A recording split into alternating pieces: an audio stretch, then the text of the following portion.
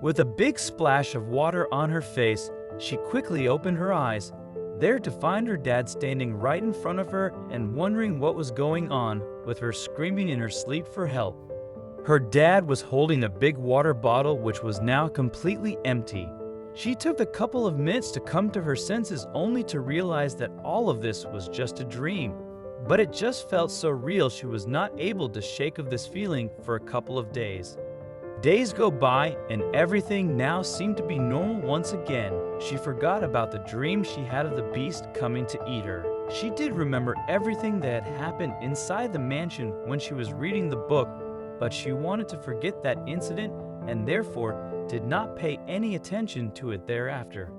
Once again she was roaming in the forest, but this time she was very observant to each detail. She knew for a fact that these forests contained lots of secrets which were yet to be discovered.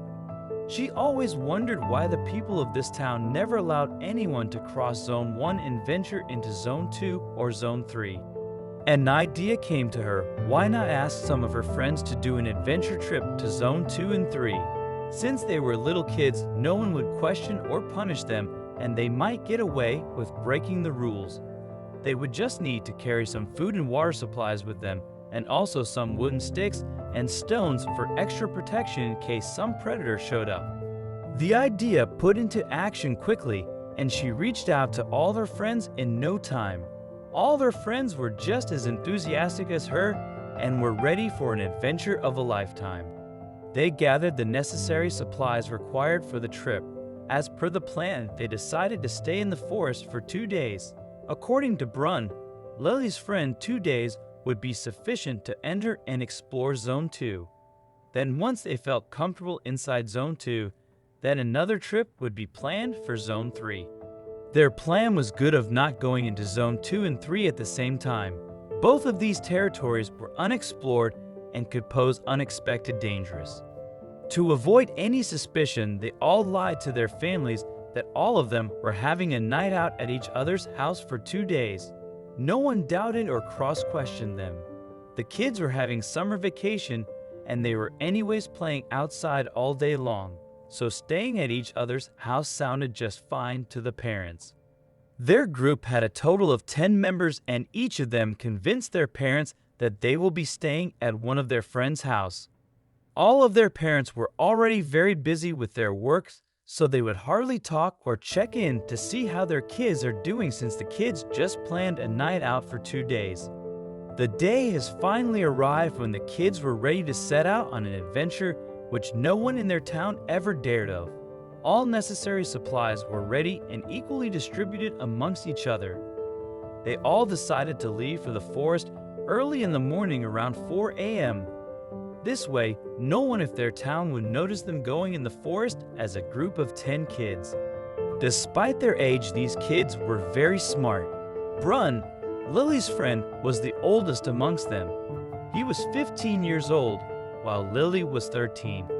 Around 4:10 a.m., everyone was already inside of Zone 1. It was pitch dark, but no one showed any signs of being afraid. Rather, all of them were very excited, as it was indeed an adventure of a lifetime. Slowly and steadily the kids were walking. They did not plan to waste all of their energy in Zone 1 alone. Since Zone 1 was around 25 kilometers long, it would take them at least 6 to 8 hours of continuous walking before they can get past it and enter Zone 2. Since Zone 1 was frequently visited by town people, therefore this part of the forest was pretty safe. There were as such no wild predators living here. Brun was leading the group. He walked in front of everyone, showing the way to all other kids. After about 3 hours of continuous walking, everyone seemed tired except Brun. Since Brun was the leader of the group, he knew his responsibility. He motivated everyone to walk for 1 more hour, then they can rest for 30 minutes. Everyone nodded and followed Brun's advice.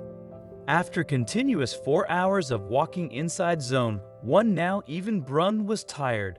Although they had covered 60% of the distance, but for some reason Zone 1 itself felt massive. Marie, one of the members of the group, started eating her part of snacks. Seeing her, everyone started doing the same. In between of their journal, they could hear birds singing with their melodious voices. There were rabbits and butterflies all along the way. Of the reason Zone 1 and other zones were separated out was because of Zone 1's beauty. It was filled with amazing animals who were not only cute, but added to the beauty of the forest. Alongside with these animals, the trees, grass, and flowers, every part of this forest was amazing. This 6 to 8 hour journey seemed long, but it was very pleasant too. They just had to keep walking in a straight line, which was mostly used by other travelers as well who frequently visited this forest in order to see the borderline between Zone 1 and Zone 2. Due to such frequent visits, a narrow path could be seen going in a straight line. This path did not have overgrown grass, but little patches of grass here and there. The sun had already risen at 7 a.m., but now it was around 9 a.m. in the morning. It was a beautiful sunny day, not that bright to make it too hot.